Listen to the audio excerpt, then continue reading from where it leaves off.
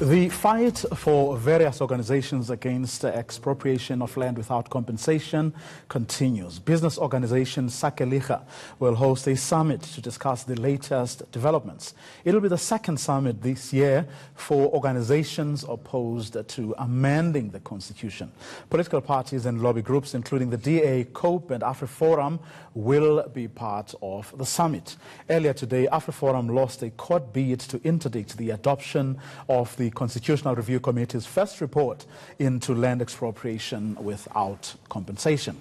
To discuss the upcoming summit, I'm joined by Pete Leroux, CEO of Sakeliga. Good evening, sir. Thanks very much for your time. Now, you've had your first summit. Why do you need a second one? We had that first summit within a week of that motion being adopted by Parliament, the initial one proposed by the EFF and then amended by the ANC. And that was the first time Parliament said, we're seriously thinking about changing the Constitution to make expropriation without compensation a reality. And that signaled a dramatic policy change and something that we had to get together about. So a week after that was announced, we did this. This summit is in the new phase. So when this Constitutional Review Committee last week presented their report, which will be debated on the 4th of December in Parliament, that recommendation that the Constitution should be changed for expropriation without compensation will be deliberated on by Parliament and a decision will be made. And so we have this now because we're entering a new phase. So right after that on the 4th, on the 5th, we will be discussing this. But that determination to go ahead with this was always there. At no point the ANC and the EFF in particular sort of give any indication that they'll be persuaded otherwise.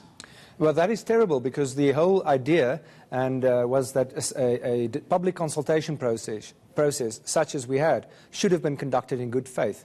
And I agree with you.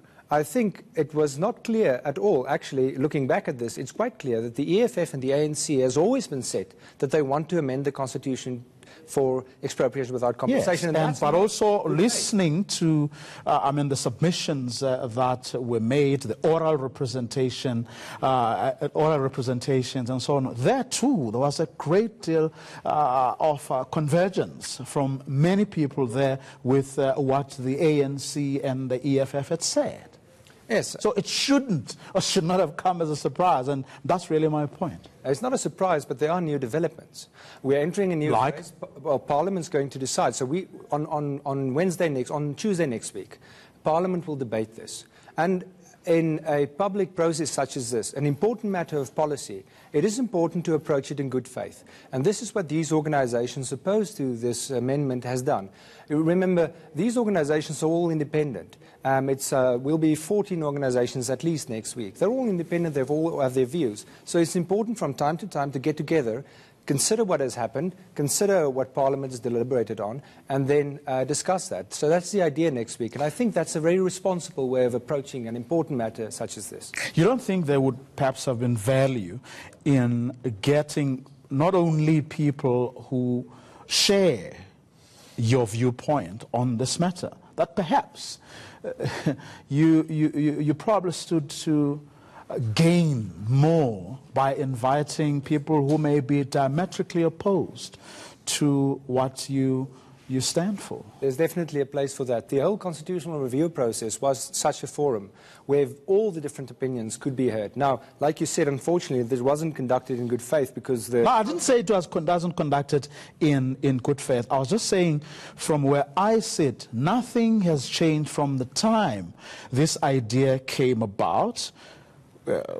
During the process, the process that Parliament ran with, to now. So my issue was, you cannot now say or pretend that something new came about. That's really what I was saying. I wasn't saying or suggesting even that the process was not done in good faith. Well, if the outcome was a fait accompli, then I'm not sure it was. No, it confirmed. All I'm saying is that it confirmed what seemed to be a popular view, even though you may be opposed to it. Well, I think there is generally great concern among a great spectrum of organizations in South Africa and among the public about the policy direction.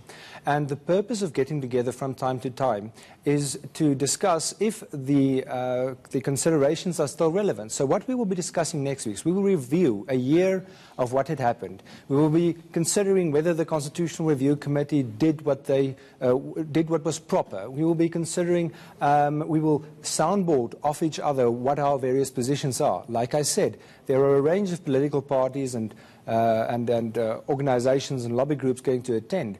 And they don't sit in Parliament all the time. They're not always together. So from time to time we get together. We assess what had happened and we think what is responsible to do given where we stand now. So it's... From where you sit, what avenues do you think still haven't been explored or thoroughly explored? And what are the options for people who share your viewpoint? What can you still pursue beyond this point? Look, I think a great deal of damage to the reputation of the South African economy has been done by this.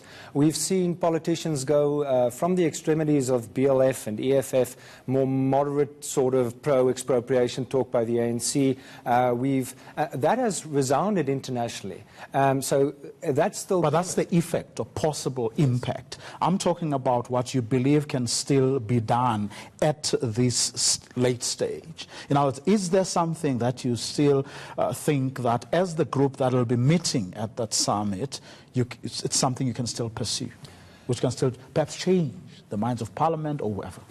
I'm not sure that it's a late stage already, and I think it's 1 year into the process. So I think it's a good time to take stock. Where are we? It's December. What happened through the year? What kind of damage has been done?